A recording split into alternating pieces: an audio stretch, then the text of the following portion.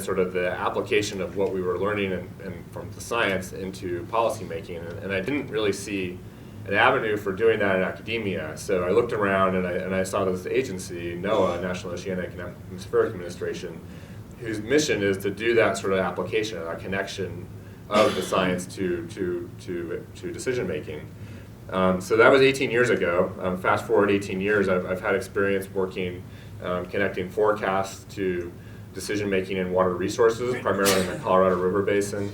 I worked on President Obama's Sandy Rebuilding Task Force, looking at how to infuse science into the rebuilding efforts on the Atlantic coast after Hurricane Sandy.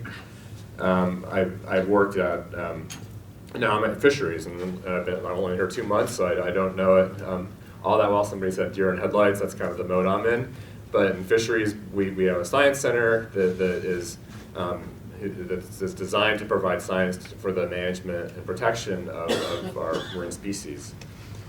And so sort of looking at those collective experiences, I pulled out some lessons learned from my experience in this world. First is that science agencies and scientists are generally disconnected from management, policy, decision making.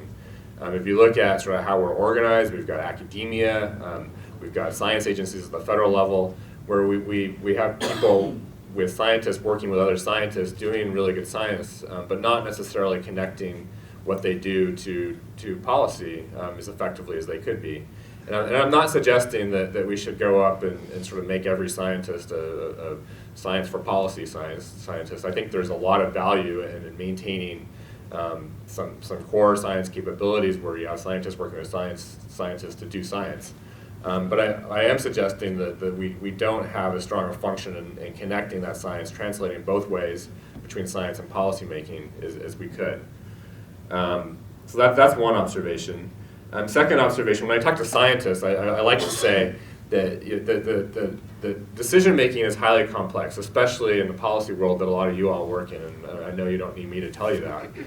But if you're thinking about how to make your science relevant in that policy world, I think it's important to understand that both the complexity of the decision-making process, but also that there's people at the center of all of these processes. And people have their own biases, their own agendas, their own interests. And again, I don't need to tell you all this. But what I think is maybe interesting to think about is the reverse, and thinking about if you're trying to influence science and scientists and their work, they're also people, and they also have their own agenda and their own biases. And thinking about how to put a policy question on the table that has science relevance and how to steer the science that you need or want to inform your decision making. I think it's important to think about the organizations that are doing the science and how to influence them as well, because they are also human-centric, and there are people at the core of all those decisions that have their own, as I said, biases and agendas. The last thing I wanted to say is, when I talk to scientists, is you can lead a horse to the water, but you're not always going to be successful in making the horse drink. So you can do all the relationship building, all the understanding of how you want to inform, bring your science or bring your information, data, whatever, to the table. But you're not always going to be successful in seeing it have the policy relevant outcome that you're looking for. And I say this because I don't want, I think it's important not to give up. It's a long-term process, it's iterative, it requires long-term relationship building to be successful. So I think, just that's why I'm here. I'm here to sort of build relationships, get to know you all, and I'm hoping that this is the beginning of doing that for me. And that's where I'm going to leave it. Thank you.